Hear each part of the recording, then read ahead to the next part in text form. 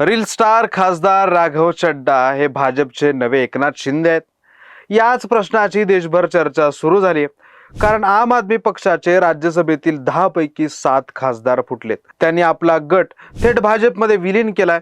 या बंडाचे नेतृत्व केले ते एकेकाळी अरविंद केजरीवाल यांचे अत्यंत विश्वासू, त्यांचे ब्ल्यू आईड बॉय समजले जाणारे युवा नेते राघव चड्डा यांनी. गेल्या काही महिन्यांपासून चड्डा हे केजरीवाल आणि त्यांच्या पक्षापासून काहीसे फटकून राहत वागत होते. त्यामुळे ते आज ना उद्या भाजपमध्ये जातील असं म्हटलं जात होतं. पण एकट्यानं भाजप प्रवेश केला असता तर त्यांची खासदारकी गेली असती. यावर त्यांनी थेट 2/3 खासदारांना गळाला लावून भाजप प्रवेशाचा तोडगा काढला. हे अगदी नाराज एकनाथ शिंदे यांना गळाला लावल्यासारखंच आहे. शिंदेंच्या पावलावर पाऊल टाकून पुढे अजित पवारही भाजपसोबत गेले होते. त्यामुळेच आपण या व्हिडिओत राघव चड्डांचा एकनाथ शिंदे पॅटर्न वेगळा कसा आहे, चड्डा शिंदे होऊ शकतात का, आपमधील बंडातला महाराष्ट्र पॅटर्न काय सांगतो, याच प्रश्नाचं विश्लेषण करणार आहोत. त्यामुळे व्हिडिओ शेवटपर्यंत नक्की बघा. नमस्कार, मी ज्ञानेश्वर रेड्डी, तुम्ही पाहताय टीव्ही मराठी. महाराष्ट्र पॅटर्नची पुनरावृत्ती. सर्वात आधी चड्डांचं बंड आणि शिंदेचं बंड यातील साम्य समजून घेऊ. 21 जून 2022 रोजी एकनाथ शिंदे यांनी उद्धव ठाकरेंविरोधात बंडाचं निशाण फडकावलं आणि महाविकास आघाडी सरकार पडलं. त्यानंतर शिंदेंच्या पावलावर पाऊल टाकत 2 जुलै 2023 रोजी अजित पवार यांनीही राष्ट्रवादी काँग्रेसमध्ये बंड केलं. या दोन्ही घटनांमध्ये भाजपनं जे ऑपरेशन लोटस राबवलं, अगदी तसाच कित्ता आता आम आदमी पक्षाच्या बाबतीत गिरवला जातो. हे माझं मत नाही, तर स्वतः पंजाबचे मुख्यमंत्री भगवंत मान यांनी पत्रकार परिषद घेऊन महाराष्ट्राचा संदर्भ दिलाय. ते म्हणाले की भाजपने उद्धव ठाकरे आणि शरद पवारांच्या पक्षासोबत जे केलं तेच आता अरविंद केजरीवालांच्या आपसोबत केलं जाते.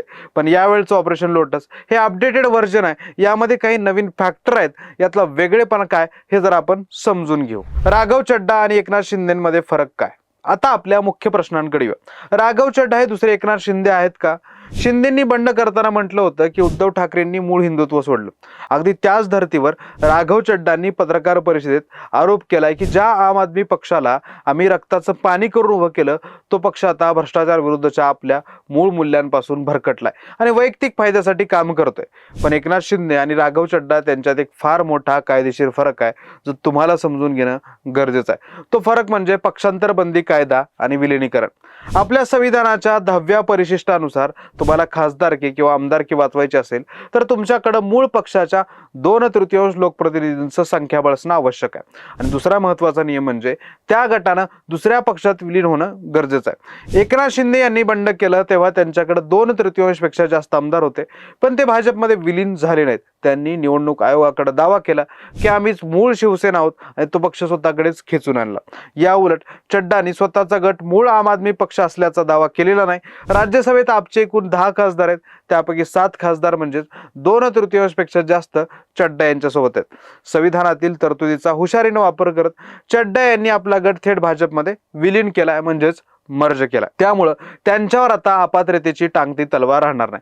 पण इथे एक गोष्ट अजून स्पष्ट व्हायची आहे. चड्डांसह 3 खासदारांनी पत्रकार परिषद घेऊन भाजपमध्ये प्रवेश केल्याचं जाहीर केलं, पण उर्वरित 4 खासदारांची भूमिका स्पष्ट झाली नाही. राजेंद्र गुप्ता, स्वाती मालीवाल, हरभजन सिंग आणि विक्रम साहनी यांनीही राज्यसभेचे पदसिद्ध सभापती असलेल्या उपराष्ट्रपतींकडे भाजपमध्ये विलीन होण्याच्या पत्रावर स्वाक्षरी केल्याचा दावा चड्डा यांनी केला. हा सध्या कायदेशीर वादाचा विषय असला तरी भाजप कोणतंही ऑपरेशन तयारीशिवाय करत नाही. त्यामुळे हा संभ्रम येत्या काळात आणखी काहीतरी मोठं करण्यासाठीही असू शकतो. यासाठी खूप दिवसापासून तयारी सुरू होती, हे आता स्पष्ट होत आहे. ईडीचा धाक आणि सुप्रीम कोर्टाचा विलंब. कारण राजकारणातलं कोणतंही एवढं मोठं बंड एका रात्रीत होत नसतं. या बंडामागं केंद्रीय तपास यंत्रणांचा दबाव असल्याचंही दिसतं. या 7 खासदारांपैकी एक अशोक मित्तल आहेत, जे पंजाबमधील लवली प्रोफेशनल युनिव्हर्सिटीचे मालक आहेत. अवघ्या काही दिवसांपूर्वी 15 एप्रिलला त्यांच्यावर ईडीचे छापे पडले होते. त्यांच्यावर कोट्यवधी रुपयांच्या गैरव्यवहाराचा आरोप होता आणि आता अवघ्या 10 दिवसात ते चड्डांसोबत भाजपमध्ये सामील झालेत. आणखी विशेष बाब म्हणजे चड्डा हे भाजपमध्ये जाण्याची कुणकुण लागल्यानंतर आम आदमी पार्टीनं त्यांना राज्यसभेतील पक्षाच्या उपनेतेपदावरून दूर केलं होतं आणि त्या जागी मित्तल यांची वर्णी लावली होती. आता तेच मित्तल ईडीच्या कारवाईनंतर भाजपच्या गळाला लागलेत. स्वाती मालीवाल यांच्यावरही दबाव होता असंही समोर येतं. हे सगळं शिंदे पवारांच्या बंडात सामील असलेल्या महाराष्ट्रातील नेत्यांच्या बाबतीत घडलेल्या घटनासारखंच आहे.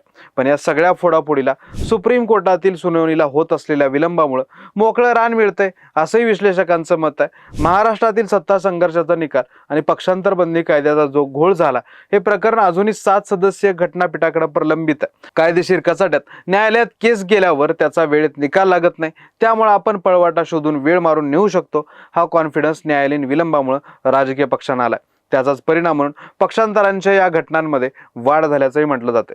पण मग भाजपने आता हे ऑपरेशन लोटस का राबवलं, याच प्रश्नाची चर्चा आपण पुढे करणार आहोत. भाजपने हे आत्ताच का केलं, यामागचं खरं कारण दिल्ली नाही तर पंजाब आहे. जे 7 खासदार फुटलेत त्यापैकी स्वाती मालिवाल वगळता 6 खासदार हे पंजाबमधून निवडून आलेले आहेत. 2027च्या सुरुवातीला पंजाबमध्ये विधानसभा निवडणुका होणार आहेत. पंजाबमध्ये भाजपचा ग्राउंडला कोणताही मोठा राजकीय बेस नाही, त्यामुळे आम आदमी पक्षाला पंजाबमध्ये खिंडार पाडून तिथं आपला बेस तयार करण्याची भाजपची खेळी असल्याचं म्हटलं जातं. संदीप पाठक यांच्यासारखा आपचा चाणक्य मानला जाणारा रणनीतिकार भाजपनं गळाला लावलाय. पाठक हे गुजरातमध्ये आपचं डोकं म्हणून ओळखले जायचे.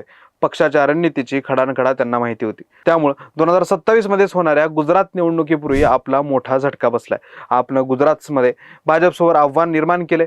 त्यामुळे चड्डा यांच्यापेक्षा पाठक यांचा पक्ष सोडणं हा केजरीवालांसाठी मोठा झटका आहे. थोडक्यात सांगायचं तर अरविंद केजरीवालांसाठी आणि आम आदमी पक्षांसाठी दिल्लीतली सत्ता गेल्यानंतरचा हा मोठा धक्का आहे. चड्डा हे कदाचित भाजपचे एकनाथ शिंदे नसतील, कारण त्यांनी पक्ष ताब्यात घेतला नाही, पण त्यांनी केजरीवालांचं केलेलं राजकीय नुकसान हे नक्कीच एकनाथ शिंदे एवढंच किंवा त्यापेक्षा मोठं आहे. शिंदेची ताकद केवळ महाराष्ट्रात आहे. केजरीवालांचा पक्ष दिल्लीसोबतच पंजाब, गुजरात आणि गोव्यामध्ये प्रभावशाली आहे.